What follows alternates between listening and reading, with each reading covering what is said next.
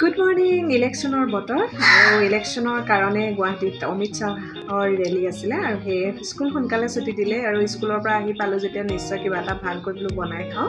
গৰমতনো কি খাম, বইল দালি অকণমানকে খাম বুলি ভাবিলোঁ আৰু মচুৰ দালিকেইটা ধুই পেলাই সিজিবলৈ দিলোঁ আৰু তাতে মোৰ ফ্ৰিজত যিখিনি চব্জি আছিলে সকলোবিলাকৰে দি দিলোঁ। পটল, ভাত কেৰেলা, ভেন্দি আৰু শেষত মই বিলাহী এটাও কুটি দিলোঁ আৰু এয়া অকণমান আৰু নিমখ দি দিব লাগে। হালধি মই দিয়া নাই, যদি কালাৰটোৰ কাৰণে দিব বিচাৰে অকণমান হালধি দিব বিচাৰে পাৰে। আৰু নগা টেঙা কেইটামান ঘৰৰ পৰা দি পঠাইছিলে, আমি বোলো নগা টেঙাকেইটা ধুই লওঁ, ধুই পেলাই তাৰ মাজতে অকণমান নিমখ জলকীয়া লগাই খালোঁ আৰু বাকীকেইটা আচাৰৰ কাৰণে অকণমান ৰ'দত দিলোঁগৈ।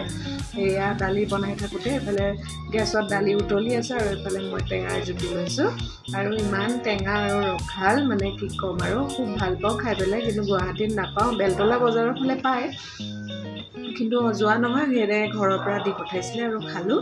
ইফালে দালি সিজি গ'ল আৰু নমাবৰ সময়তে অকণমান নেমু চেপি দিছোঁ, হালধি দিয়া নাই দি, মই আগতেও কৈছোঁ। আৰু নমোৱাৰ আগে আগে নেমু চেপাৰ পাছত অকণমান ধনিয়া ছটিয়াই দিলোঁ আৰু এতিয়া কি ক'ম আৰু গৰম ভাতৰ লগত খাবহে লাগে এনেকৈ। এয়া দেখিছেনে, গাজৰৰ কাৰণে দালিখিনিৰ ৰংটো ইমান ধুনীয়া হৈছে। ভাত কেৰেলা, ভেন্দি, মানে লোভেই লাগি গৈছে আৰু বৰ ধুনীয়াকৈ ভাত সাজো খালোঁ আৰু ভাত কেইটামান আৰু দালিখিনি বেছিকৈ খালোঁ। দালিখিনি মানে চুপৰ নিচিনাকৈ খাব পাৰি আৰু এনেকৈ ভাল লাগে খাই, নহয় জানো গৰমত। ভিডিঅ'টো যদি ভাল পালে লাইক কমেণ্ট কৰিব। Thank U.